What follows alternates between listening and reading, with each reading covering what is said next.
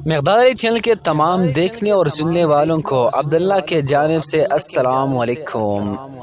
ناظرین، امید ہے آپ سب خیریت سے ہوں گے۔ آج میرا موضوع ہے قرآن کیا ہے۔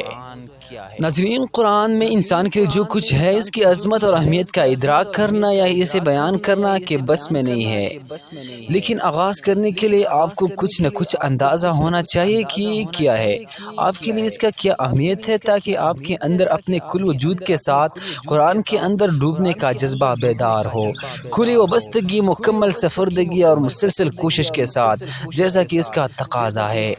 قرآن آپ کے لیے اللہ کی سب سے بڑی نعمت ہے۔ یہ حضرت آدم علیہ السلام اور ان کی نسلوں سے اللہ تعالیٰ کے اس وعدے کی تکمیل ہے، میری طرف سے کوئی ہدایت تمہارے پاس پہنچے تو جو لوگ میری اس ہدایت کی پیروی کریں گے ان کے لیے کسی خوف اور رنج کا موقع نہ ہوگا۔ اس دنیا میں شر اور باطل کی قوت کے مقابلے میں جہد و جہد کے لیے یہ آپ کے کمزور وجود کی مدد ہے۔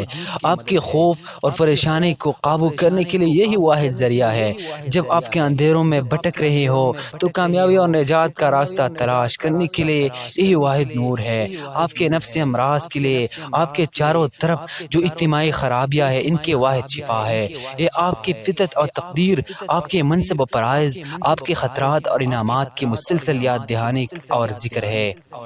جب جبرائیل علیہ السلام کی وہ ہستی ایسے لے کر آئی تو آسمان میں، تو اس کا پہلا مسکن وہ قد مسپا اور اعلیٰ تھا جو انسانیت کے تاریخ میں بالکل منفرد تھا، اور وہ ہوتا حضرت محمد صلی اللہ علیہ وسلم کا لقب مبارک۔ کسی بھی چیز سے زیادہ اپنے خالق سے قریب تر اور نزدیک تر ہونے کا صرف یہی راستہ ہے۔ یہ آپ کو ایسی ہستی کے بارے میں، اس کی صفات کے بارے میں، کائنات پر اور تاریخ پر اس کی حکمرانی کے بارے میں، ان کے آپ سے تعلق رکھنے کے بارے میں، آپ کی خود اپنے آپ سے، دوسرے انسانوں سے دے کر ہر موجود چیز سے تعلق کے بارے میں بتاتا ہے۔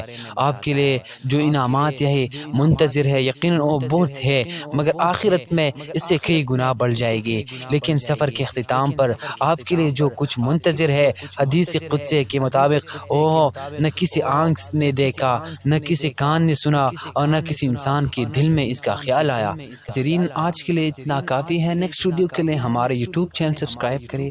شکریہ، اللہ حافظ۔